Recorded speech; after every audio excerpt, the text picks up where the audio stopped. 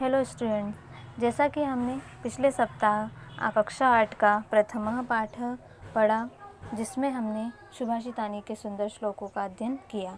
आज हम कक्षा 8 का द्वितीय पाठ पढ़ने जा रहे हैं, जिसका नाम है बिलस्य वाणी न कदापि में श्रुता। गुफा को बोलते हुए मैंने कभी नहीं सुना, जिसका अर्थ है, हमारे पाठ के नाम का अर्थ है कि गुफा को बोलते हुए मैंने कभी नहीं सुना। आप लोगों ने सुना है? नहीं सुना, क्योंकि गुफा कभी बोलती नहीं है, उसके अंदर जो भी हो वही बोलता है। तो हमारा जो ये पाठ है वो किस ग्रंथ से लिया गया है, इसके लेखक कौन है, हमें प्रथम 4 पंक्तियों से हमें पता चल सकता है। प्रस्तुत पाठ संस्कृत के प्रसिद्ध कथा ग्रंथ पंचतंत्रम के तृतीय तंत्र काकोलुकीयम से संकलित है। ये किससे लिया गया है? पंचतंत्र की कहानियाँ जो कि बहुत प्रसिद्ध है, उसके तृतीय तंत्र, तीसरे तंत्र से लिया गया है, जिसका नाम है काकोलुकीयम। उसी में ये कहानी दी गई है। पंचतंत्र के मूल लेखक, इसके लेखक का नाम विष्णु शर्मा है। ये जो तंत्र है या फिर ये जो कथा संकलित ग्रंथ है, इसे 5 खंडों में विभाजित किया गया है, जिन्हें हम तंत्र कहते हैं। ये गद्य रूप में भी है और पद्य रूप में भी दी गई, जिसके पात्र, जिसमें जो कि जिनके द्वारा ये कहानी लिखी गई है, जिनके द्वारा ये कहानी का कर सकते हैं कि कहानी को बताया गया है, हमें हमारे सामने दर्शाया गया है, वो मुख्यतः पशु पक्षियों के माध्यम से हमें बताए गए हैं। तो ये कहानी में भी पशु पक्षी है, जंगल है, गुफा है, जिसमें एक शेर है, शियार है, जो कि उसकी एक गुफा भी है, जिसके बारे में हमें बताया गया है।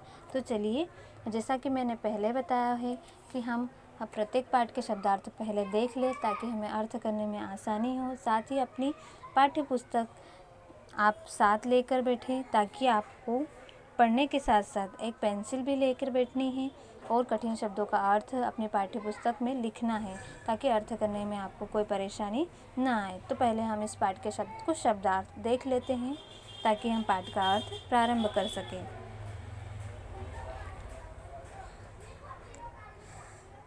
कस्मिंश्चित्, किसी वन में, क्षुधार्तः, भूख से व्याकुल, अंतरे, बीच में, निगूढ़ो मत्वा, छिपकर, सिंह, पद पद्धति, शेर के पैरों के चिन्ह, रवः, शब्द या आवाज, यावत तावत, जब तक तब तक।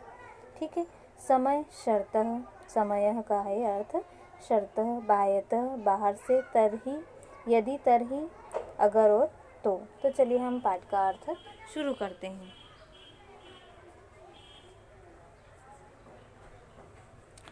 हमारी एक एक लाइन का अर्थ करेंगे, ताकि हमें अर्थ समझने में भी आसानी हो और अर्थ करने में भी। कस्मिंश्चित् वने खरन खरः नाम सिंह प्रतिवस्ति स्मः। किसी वन में, जैसा कस्मिंश्चित् का हमने अर्थ आगे देखा, किसी वन में खरन खर एक शेर का नाम है।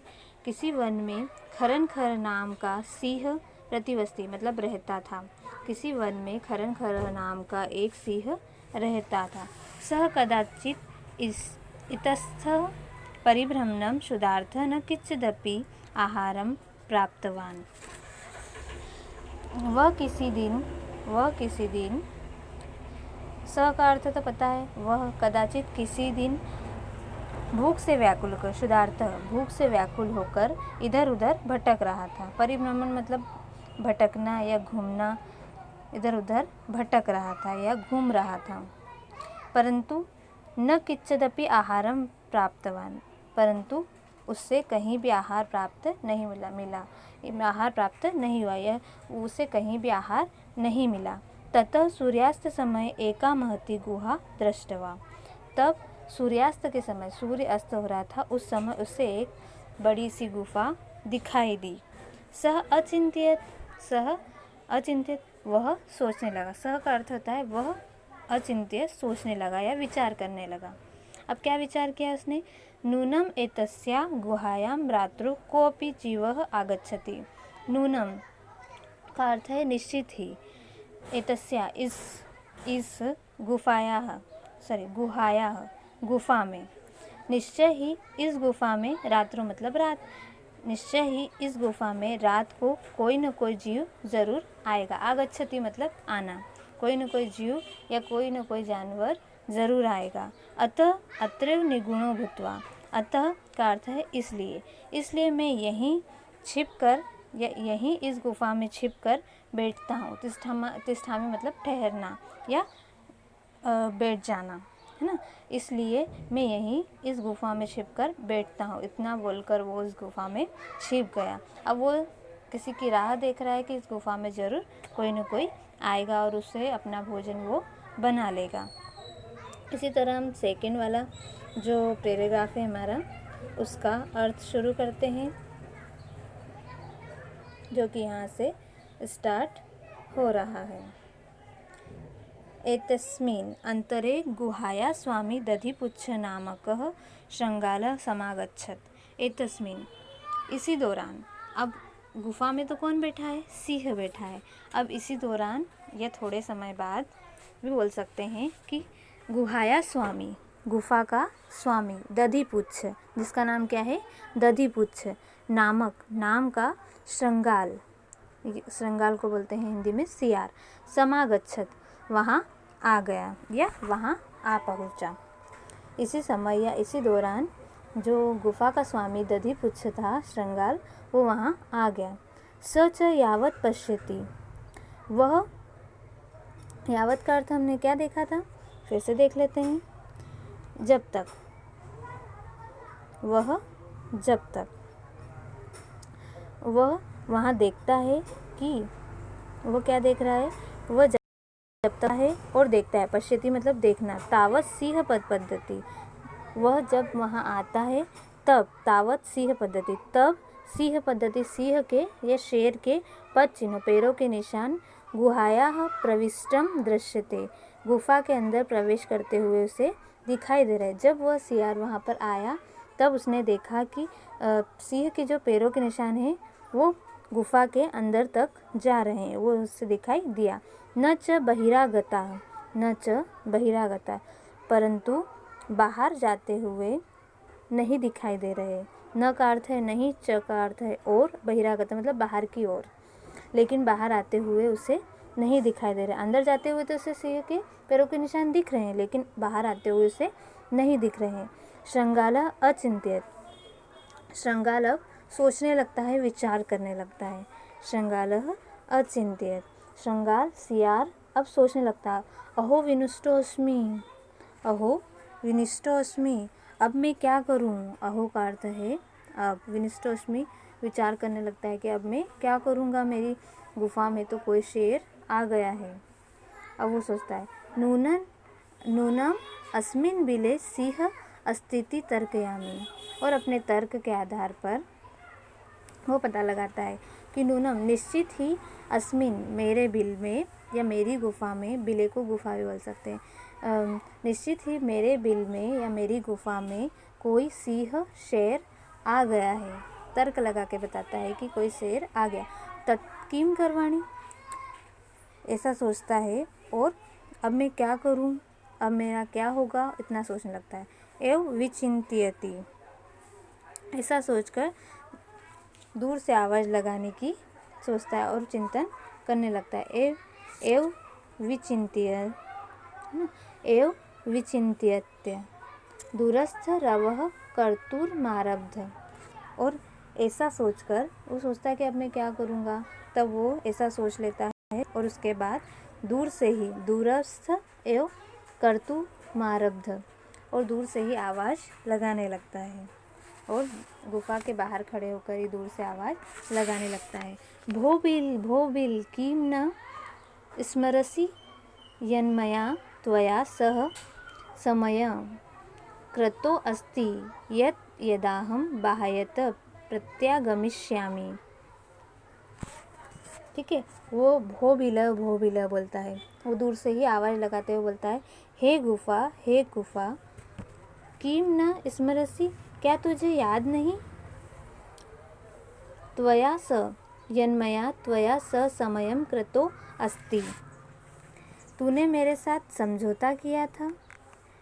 त्वया तूने, सह मेरे साथ, शर्त या समझौता, कृतोस्ति किया था यत् यदाहम बाह्यत, जब मैं बाहर से आऊँगा, यत् यदाहम बाह्यत, जब मैं बाहर से आऊँगा, प्रत्यागमिष्यामि, प्रत्यागमिष्यामि का अर्थ है कि बाहर से आना, या फिर जब आगमन करूँगा, जब मैं बाहर से आऊँगा, तदा त्वं माम आकारिष्यसि, तब तुम मुझे पुकारोगी। आकारिष्यसि का अर्थ होता है कि पुकारोगी या बुलाओगी।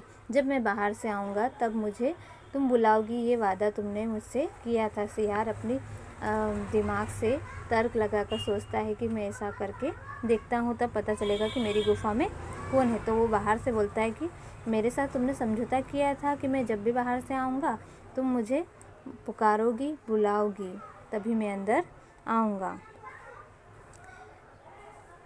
तभी मैं अंदर।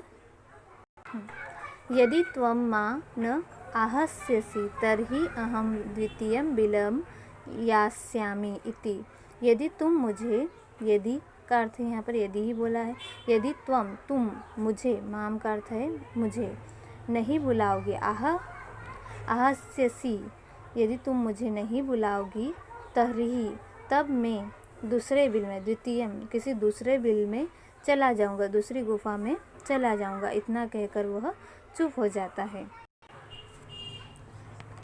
इसी तरह वह गुफा को पुकारता है कि हमारे बीच समझौता हुआ है, जिसके कारण हम इस चीज़ को याद रखें कि तुम मुझे बुलाओगी तभी मैं अंदर आऊँगा। अब हम इसी तरह तीसरे पैराग्राफ का अर्थ शुरू करते हैं। अथ एतच्छ्रुत्वा सिंह अचिंत्यत, यह सुनकर शेर ने सोचा। जब उसने सियार की आवाज़ सुनी और फिर उसने सोचा कि निश्चय ही गुफा अपने स्वामी को पुकारती होगी। नूनमेषा गुहा स्वामिनः यदा समाहवान् करोति परंतु मद्भयात् न किंचित् वदति। नूनमेषा का अर्थ है निश्चित ही गुफा अपने स्वामी को हमेशा, सदा मतलब हमेशा आवाहन, बुलाती होगी या पुकारती होगी, परंतु मद्भयात्, परंतु लेकिन मेरे डर से, मद्भयात् मतलब मेरे डर से इसकी आवाज़ ही नहीं निकल रही होगी या फिर कुछ बोल नहीं पा रही होगी। अथवा साध्विदम उच्यते, अथवा साध्विदम उच्यते, और एक कुछ लाइनें शेर बोलने लगता है। भय संत्र स्तमंसा हस्तपादादिकां काः क्रियाः प्रवृन्ते न वाणी च वेपथ्यु च चाधिके। अथवा साधिकम उच्यते, अथवा यह सही कहा गया है। इस पाठ में शेर बोलता है कि सही कहा गया है कि भय प्रत्येक व्यक्ति को डरा देता है। जिसके मन में भय बैठ जाता है, जैसे पहली लाइन है, भय संत्रस्त मनसा, जिसके मन में भय बैठ जाता है, हस्तपादादिकाः क्रिया, उसके हाथ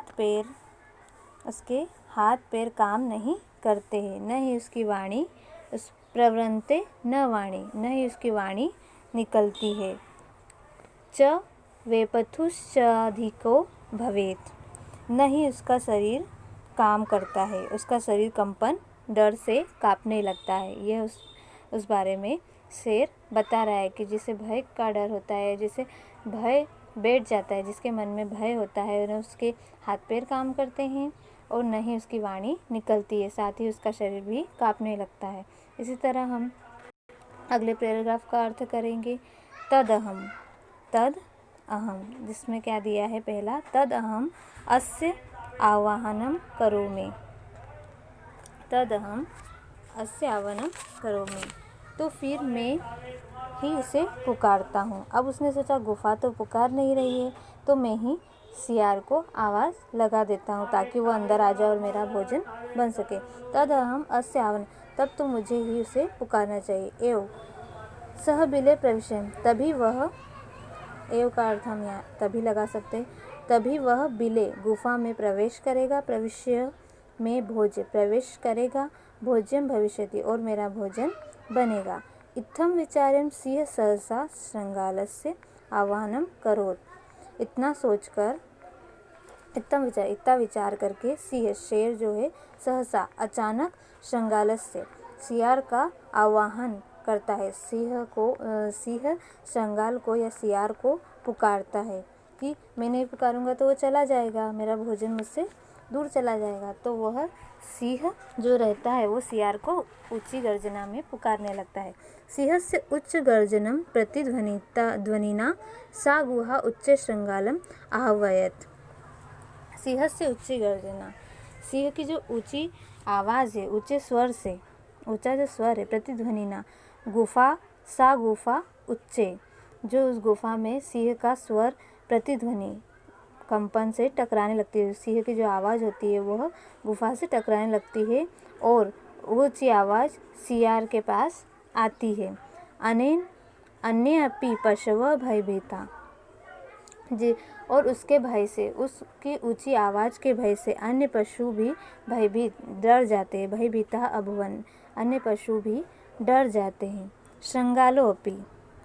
श्रृंगालो अपि ततः दूरम पलायमानः इत्पठम्, और इतना सुनकर जो सियार रहता है, जो कि गुफा के बाहर खड़ा है, वो भी दूर भाग जाता है, दूर जाने लगता है, दूर भाग जाता है। इमं